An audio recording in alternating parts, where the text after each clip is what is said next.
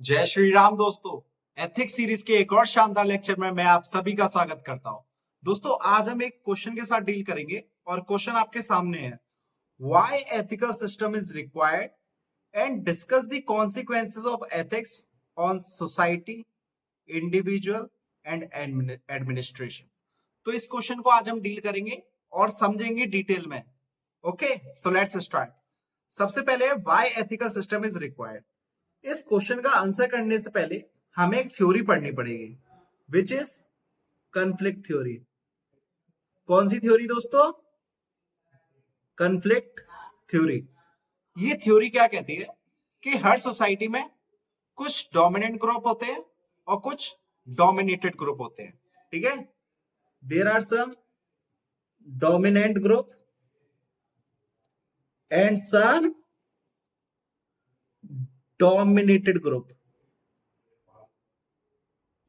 Okay, और जो society function करती है, society functions on the basis of conflict between them। इनके बीच में जो conflict चलता रहता है उसके बेसिस पर सोसाइटी फंक्शन करती है। ठीक है, ये चीज आपने समझ ली होगी। ओके, इतनी चीज क्लियर है आपको? Now we will understand the requirement of ethical system.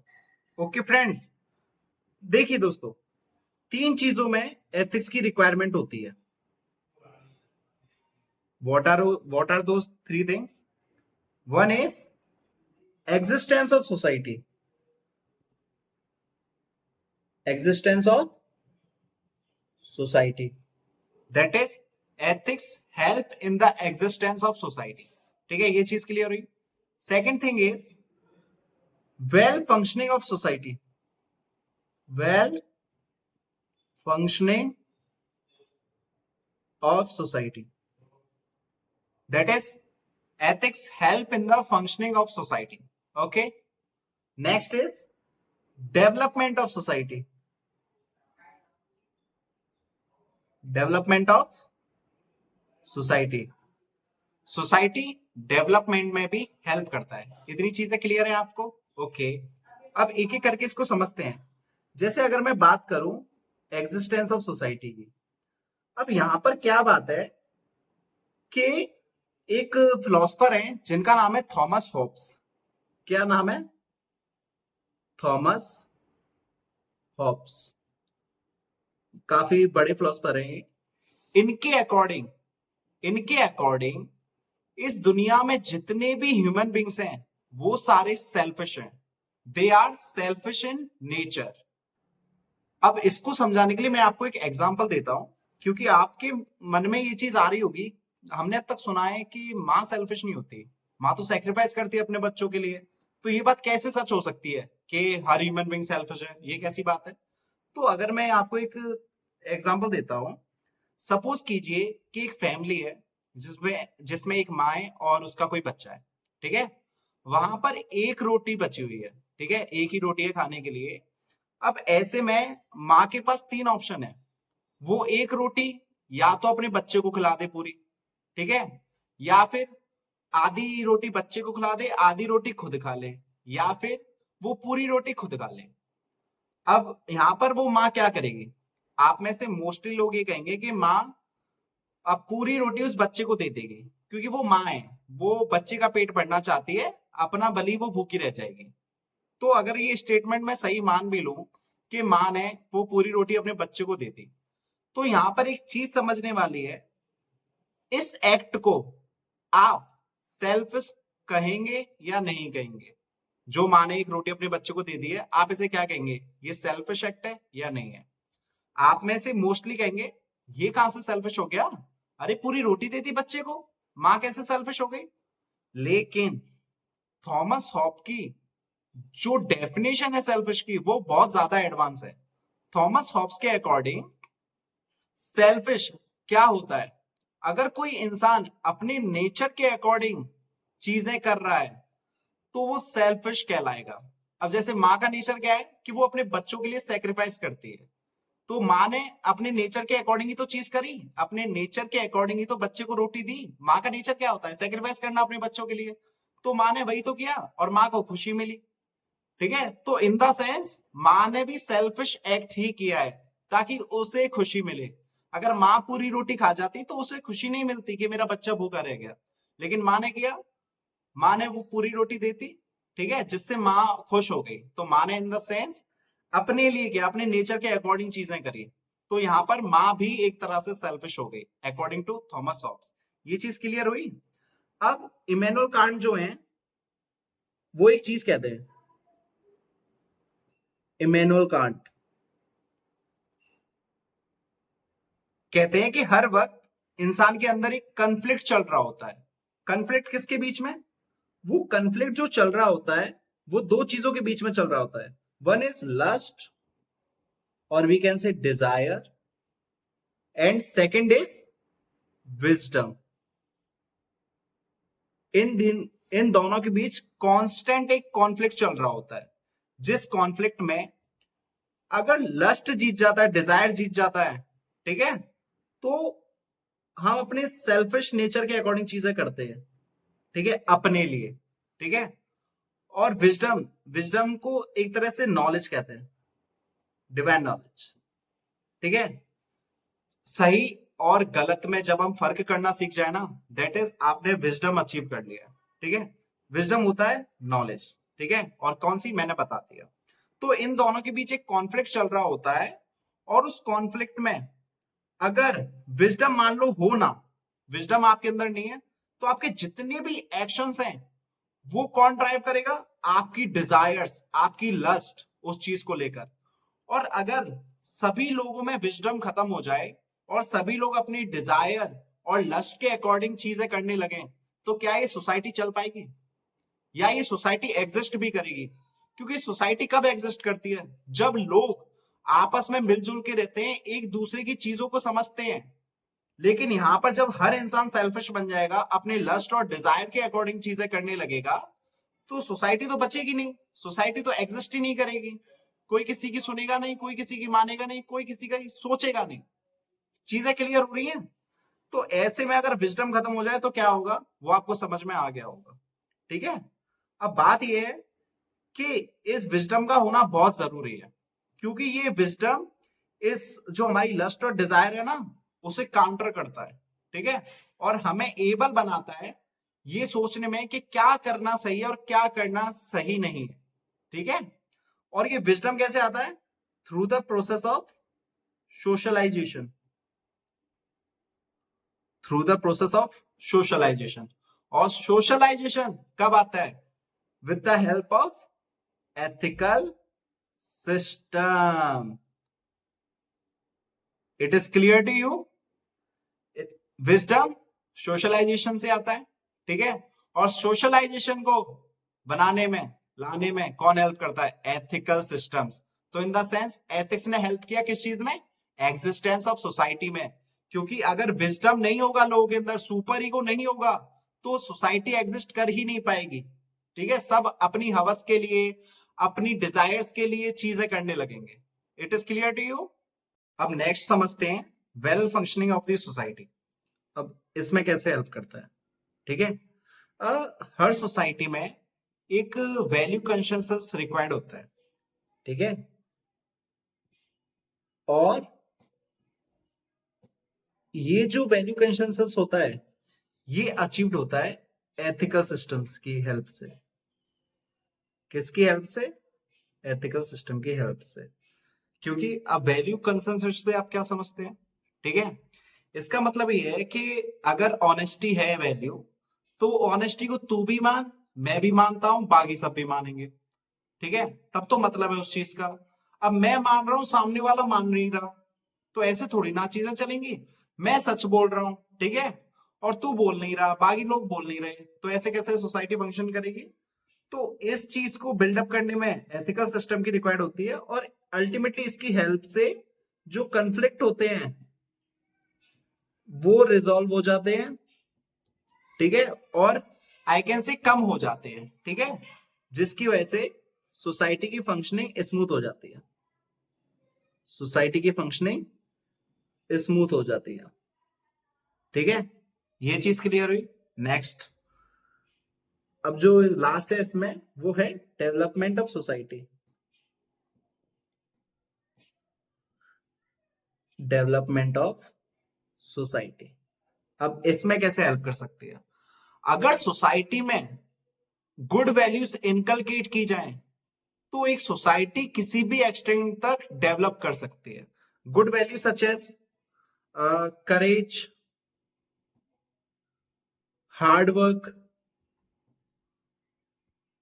And values like curiosity etcetera. अगर इस तरह की वैल्यूज एक सोसाइटी में क्रिएट की जाए, इनकलकेट की जाए, तो वो सोसाइटी बहुत ज्यादा डेवलप करेगी। कैसे? अगर सोसाइटी में हार्डवर्क की वैल्यू होगी तो लोग मेहनत बहुत करेंगे, ठीक है, देश की प्रोग्रेस में हेल्प करेंगे, डेवलप करने में हेल्प करेंगे। क्यूरियोसिटी होगी तो साइंस एंड टेक ज्यादा डेवलप्ड होगा, ठीक है, साइंस उस देश की आगे जाएगी, ठीक है। तो इन सब वैल्यूज की वजह से अल्टीमेटली क्या हो रहा है? डेवलपमेंट हो रहा है सोसाइटी का।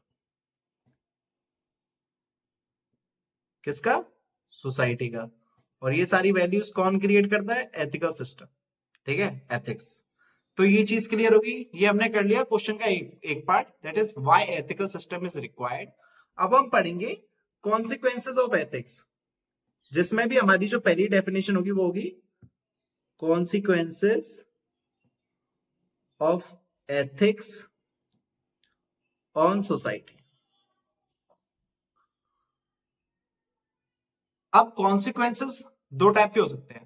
पहला positive consequences, second negative consequences. पहले पॉजिटिव पे बात करेंगे फिर नेगेटिव पे बात करेंगे।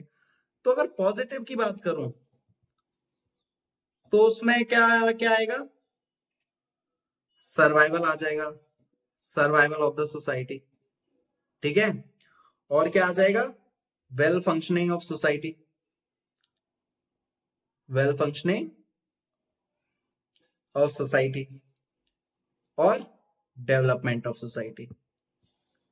ये तो हो गए पॉजिटिव कॉन्सिक्वेंसेस। अब बात करते हैं नेगेटिव की। एक सोसाइटी में नेगेटिव कॉन्सिक्वेंसेस कौन कौन से होते हैं एथिक्स के? आ, ये जो नेगेटिव कॉन्सिक्वेंसेस है उसमें पहला है कि सोसाइटी को रिचुअलिस्टिक बनाता है। क्या बनाता है दोस्तों? रिचुअलिस्टिक बनाता है। और ये सोसाइटी को लेस डायनेमिक कर देता है। Less dynamic that is static, ठीक है। अगर कोई रूल्स है तो इसको उसके अकॉर्डिंग चीजें करो, कुछ भी मतलब क्या कहते हैं, कुछ भी बदलना नहीं चाहिए। तो एक तरह से ये सोसाइटी को लेस डायनेमिक बनाता है, स्टैटिक बना देता है, ठीक है। Next is less innovative. Innovation की कमी हो जाती है।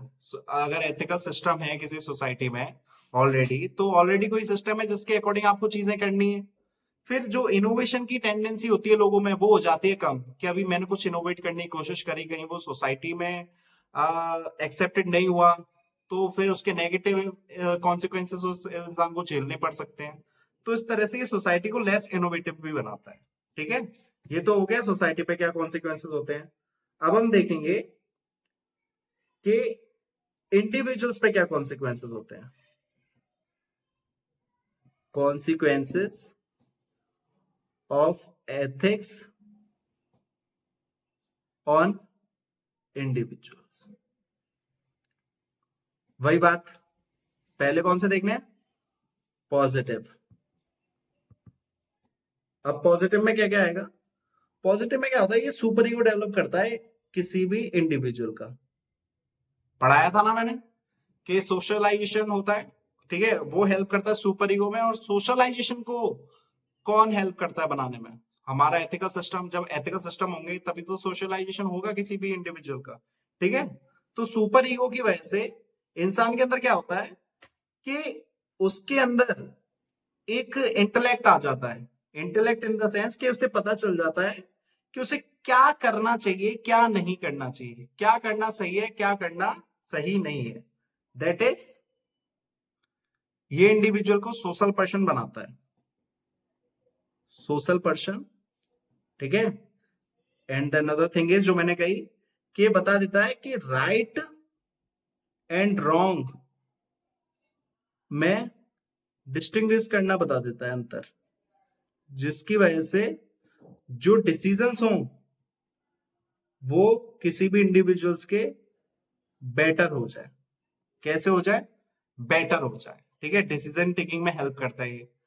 और अब इसकी नेगेटिव बात कर लें तो नेगेटिव में होगा कि अगर सुपर ईगो एक लिमिट तक है, जैसे आपने सुना होगा ना, कोई भी चीज एक लिमिट तक अच्छी रहती है, अगर वो लिमिट क्रॉस हो जाए तो फिर वो चीज नुकसानदायक होती है। वैसे ही अगर सुपर ईगो ओवर डेवलप्ड हो जाए किसी इंसान में, ओवर डेवलप्ड हो जाए, तो वो इंडिविजुअल क्या होता है, इट की ही और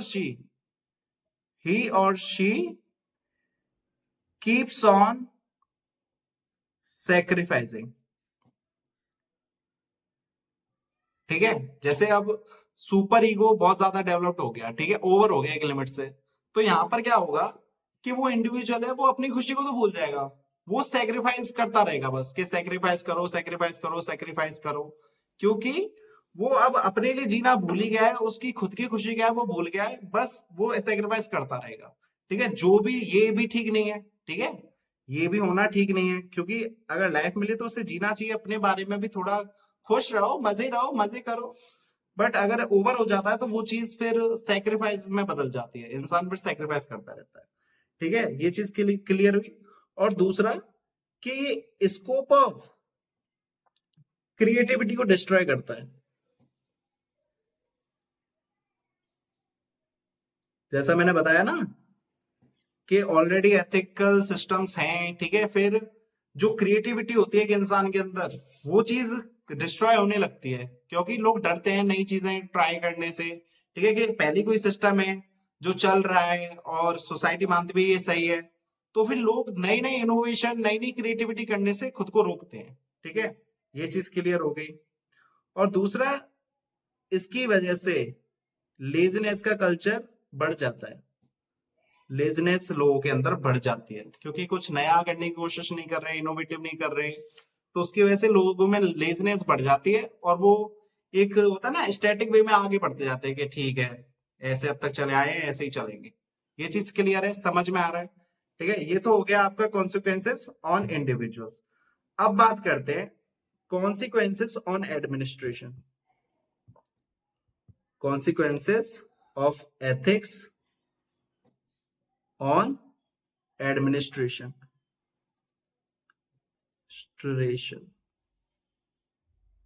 ओके, इसको समझते हैं। अब जैसे कि सोसाइटी में एथिकल सिस्टम होने की वजह से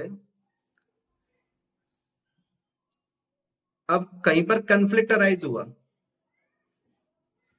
कंफ्लिक्ट हुआ, अब ऑलरेडी कोई सिस्टम है, ठीक है, जैसे एथिकल सिस्टम हुआ, तो उसकी वजह से वो कंफ्लिक्ट है वो रिजॉल्व हो जाएगा जल्द से जल्द, मतलब रिजॉल्विंग में हेल्प करेगा, और जिसकी वजह से क्या होगा, टाइम और एनर्जी जो है उस कंफ्लिक्ट को रिजॉल्व करने में वो कम हो जाएगी, मतलब टाइम भी कम लगेगा और एनर्जी भी कम खर्च करनी पड़ेगी। तो इस तरह से ये हेल्प करता है। ठीक है, और अगर कोई एथिकल सिस्टम है, एथिकल सिस्टम है,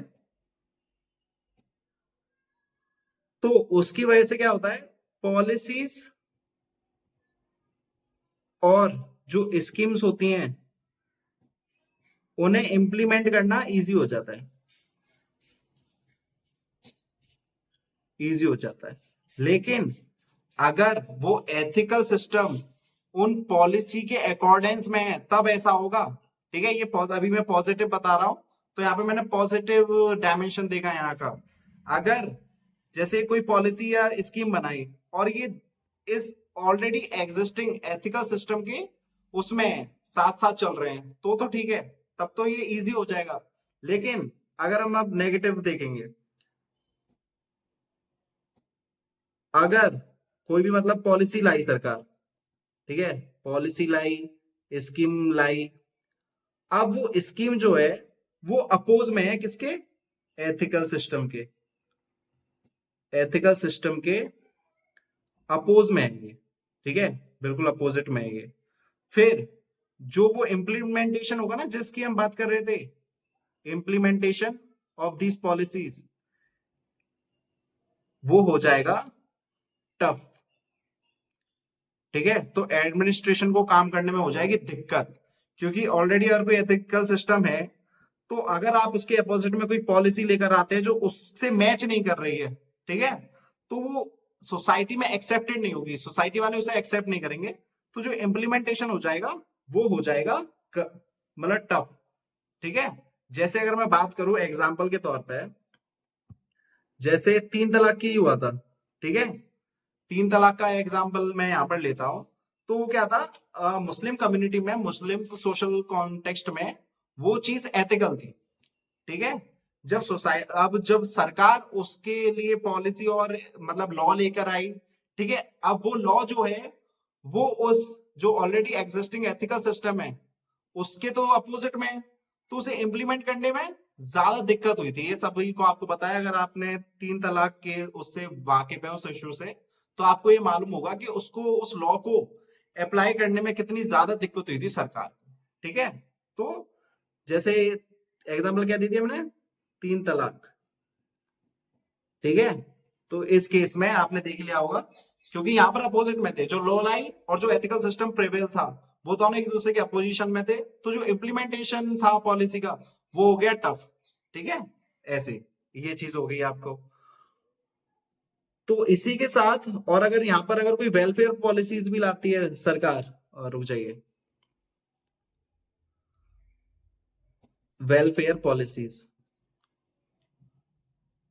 अब सरकार लेकर आई वेलफेयर पॉलिसीज, अब सेम बात है, अगर वो वेलफेयर पॉलिसी एथिकल सिस्टम के अपोजिशन में, ठीक है, इसके अपोजिशन में कौन, ये वेलफेयर पॉलिसी, तो वो पॉलिसी को इंप्लीमेंट करना हो जाएगा मुश्किल। ठीक है, तो ये कुछ होते हैं नेगेटिव कॉन्सिक्वेंसेस ऑन एडमिनिस्ट्रेशन। ठीक है, तो इस तरह से हमने ये टॉपिक फुल्ली कवर्ड कर लिया है, अब इसमें कुछ नहीं बताया। और एथिक्स की अब मोरल है, जो स्टैटिक पार्ट है वो हमने कवर कर लिया है। अब मैं एथिक्स की जो हमारी पहली यूनिट है, एथिक्स एंड ह्यूमन इंटरफेस, उसके ऊपर कई सारे क्वेश्चंस और केस स्टडीज लेकर आऊंगा आगे। ठीक है, तो इस चैनल को सब्सक्राइब कर दीजिए ताकि आप तक वो चीजें पहुंच जाएं। ओके दोस्तों, पढ़ाई करते रहिए। ये क्लियर हो गया है? अगर कोई डाउट है तो कमेंट सेक्शन है वहां पर लिख दीजिए, मैं वहां पर बता दूंगा सॉल्यूशन उसका। ठीक है, जय श्री राम दोस्तों, पढ़ाई करते रहिए। ओके।